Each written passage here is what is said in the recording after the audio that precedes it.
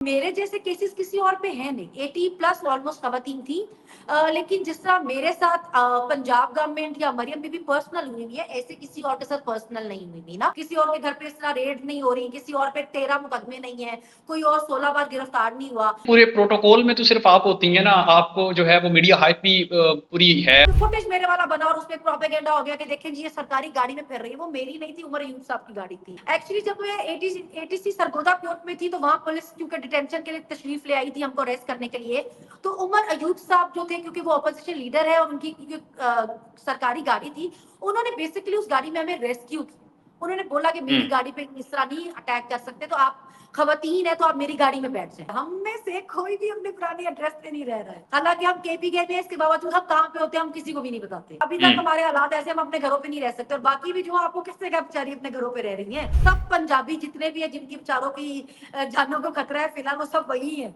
वो सब केपी के में या केपी के हाउस में या इधर ही है सारे। हर यंग बंदा जो है, हर यंग बच्चा बच्ची जो भी है, वो ये मुल्क छोड़ के जाना चाहता है। वो पाकिस्तान में नहीं रहना चाहता। जो इस मुल्क के हालात है, एक आम इंसान यहाँ पे नहीं रह सकता। हर यंग बंदा जो है, हर यंग बच्चा बच्ची जो भी है, वो ये मुल्क छोड़ के जाना चाहता है। वो पाकिस्तान में नहीं रहना चाहता। आज आप किसी बच्चे से पूछ लें, कोई कॉलेज गोइंग या यूनिवर्सिटी गोइंग, वो कहता हमने यहाँ रहना ही नहीं है, हमने तो बाहर निकल जाना। तो क्यों हमारे मुल्क के हालात ऐसे हैं? क्यों इस ये यहाँ की यंग जनरेशन, इस कौम, जिस किसी कौम की, किसी मुल्क की अगर यंग जनरेशन, उसकी यूथ ही अगर उसको छोड़ के बाहर भाग जाएगी, वो मुल्क कैसे तरक्की करेगा? हमारी नस्ल क्यों हमें बाहर छोड़ के जाना चाहती है? हमारे आने वाली नस्लों ने तो ये मुल्क बनाना है। वो बाहर भाग जाएंगे, ये मुल्क किसने बनाना है? तो अभी बाहर है हम इसलिए क्योंकि आप इस मुल्क के हालात ऐसे ना करें कि यहाँ कोई रहना ही ना चाहे। ठीक है, लेकिन सनब सवाल यहाँ पर ये पैदा होता है कि आपके साथ कोट लखपत में तकरीबन 70 के करीब जो है वो ख़वातीन कैदी जेल में थी। क्या उनको भी केपीके में ये सहूलत है कि वो केपीके में आके रहें? केपीके हाउस इस्लामाबाद में रहें, क्या उनको भी ये सहूलत है? जी देखिए, मेरे जैसे केसेस किसी और पे हैं नहीं। 80 प्लस ऑलमोस्ट खवातीन थी। लेकिन जिस तरह मेरे साथ पंजाब गवर्नमेंट या मरियम बीबी पर्सनल हुई हुई है, ऐसे किसी और के साथ पर्सनल नहीं हुई थी ना। किसी और का केस हाई कोर्ट से रिजेक्ट होने के बाद पंजाब गवर्नमेंट ने सुप्रीम कोर्ट में चैलेंज करने के लिए नहीं कहा। किसी और के घर पे इस तरह रेड नहीं हो रही, किसी और पे 13 मुकदमे नहीं है, कोई और 16 बार गिरफ्तार नहीं हुआ। आलिया बेचारी पे है और वो भी अपने घर पे नहीं होती। वो कभी मतलब आप आपको अपने वो तो नहीं दे सकते। केपीके में मैं कहाँ पे हूँ आपको ये नहीं पता होगा, किसी को भी नहीं पता। जी। हालांकि हम केपीके में, इसके बावजूद हम कहाँ पे होते हैं हम किसी को भी नहीं बताते। अभी तक हुँ, हमारे हालात ऐसे, हम अपने घरों पे नहीं रह सकते। और बाकी भी जो आपको किससे क्या बेचारी अपने घरों पे रह रही है। केपीके में या केपीके हाउस हो या कोई भी हो, वो किसी का रहना मना नहीं है। वो सबको, सब पंजाबी जितने भी है जिनकी बेचारों की जानों को खतरा है फिलहाल, वो सब वही है। वो सब केपीके में या केपीके हाउस में या इधर ही है सारे। वो ऑब्वियसली वो आपको लोकेशंस अपनी नहीं दे सकते, वो किसी को मना नहीं करते हैं। मैं डॉक्टर यास्मीन से एक दफा ये बात कर रही थी कि लोग अजीब बात करते हैं कि 14 महीने जेल काटने के बाद भी अगर कोई आपको बचाना चाह रहा है कि जेल जाने के बेहतर आप थोड़ा महफूज रहने, तो लोग उस पर भी एहतजाज कर रहे हैं, उस पर भी एतराज कर रहे हैं। तो डॉक्टर साहब कहने लगी क्यों? केपी हाउस क्या आपने नून लीगी और पीपल्स पार्टी वाले के लिए रखा हुआ है? अगर उसमें हमारे लोगों ने नहीं बचना और रहना, तो उसमें हमने किसको महफूज करना है? वो दूसरी पार्टियों के लिए है केपी हाउस।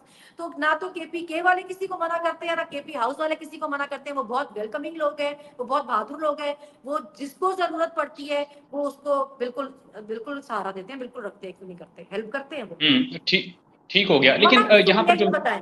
आप मुझसे पूछ रहे थे कि आपको ये सहूलत मैसर, आप मुझे ये बताएं मना किसको किया उन्होंने? उन्होंने किसी को कहा है कि नहीं, भैया हम नहीं रखते आपको?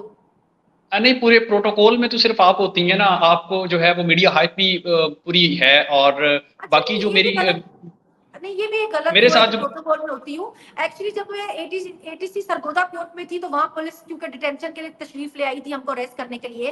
तो उमर अयूब साहब जो थे, क्योंकि वो अपोजिशन लीडर है और उनकी सरकारी गाड़ी थी, उन्होंने बेसिकली उस गाड़ी में हमें रेस्क्यू की।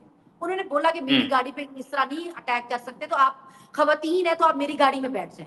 मैं और आलिया थे। हुँ, तो वो ये क्या हुआ कि जो फुटेज मेरे वाला बना और उसमें प्रोपेगेंडा हो गया कि देखें जी ये सरकारी गाड़ी में फिर रही है। वो मेरी नहीं थी, उमर अयूब साहब की गाड़ी थी। उसके बाद भी हम जब अभी जलसे भी गए हुए थे तो हमें वहां पे स्पीकर केपी के जो थी डिप्टी स्पीकर वो मिली, तो हम उनकी गाड़ी में बैठे हुए थे। मुझे हुँ, प्रोटोकॉल की गाड़ी नहीं मिली हुई थी। तो ये होता है कि कुछ लोग ऐसे होते हैं जो बहुत घर पे फारिग होते हैं, उनको कोई और काम नहीं होता, तो वो ये चीज उठा लेते हैं कि देखो जी सरकारी गाड़ी में घूम रही थी। बैकग्राउंड पता नहीं होता उनको, सिचुएशन पता नहीं होती कि हम कहाँ भाग रहे हैं, छिप रहे हैं, बच रहे हैं। तो वो सरकारी गाड़ी में घूम रही थी, तो ये नजर आ जाता है नहीं, उनको, ऐसा प्रोटोकॉल क्या प्रो मिला।